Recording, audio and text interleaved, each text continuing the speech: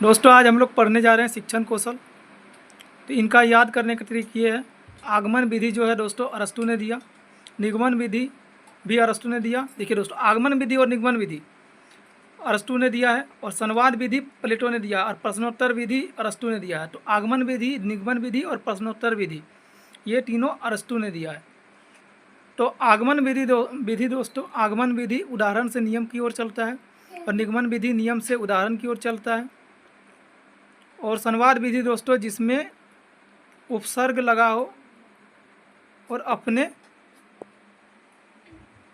संवाद विधि किसे कहेंगे दोस्तों? संवाद विधि जिसमें उपसर्ग लगा हो और जिसमें एक दूसरे से हम लोग जो बात करते हैं, अपना भाव जो रखते हैं, भाव और विचार को रखते हैं, उसे संवाद विधि कहा जाता है।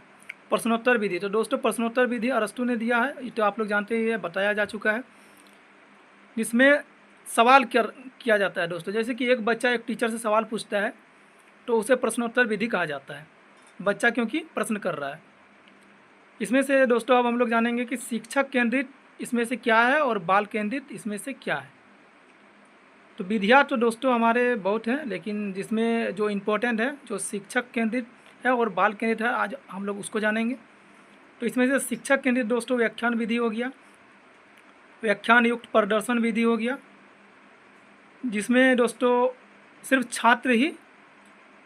छात्र निष्क्रिय रहता है और टीचर जो है, टीचर ही इसमें सक्रिय रहता है। यानी छात्र की भूमिका कम होता है और शिक्षक की भूमिका ज़्यादा होता है। कहानी विधि, पाठ्य पुस्तक विधि, ये चारों विधि जो है दोस्तों शिक्षक केंद्रित है, जिसमें छात्र नहीं, शिक्षक जो है इसमें सक्रिय रहते हैं।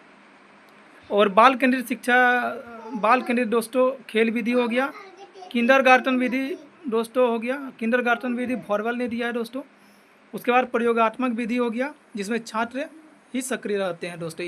बाल केंद्रित में छात्र ही सक्रिय रहते हैं, वो बाल केंद्रित हो गया। समस्या समाधान विधि हो गया, प्रोजेक्ट विधि हो गया, खेल विधि हो गया, अन्वेषण विधि हो गया, ह्यूरिस्टिक विधि हो गया।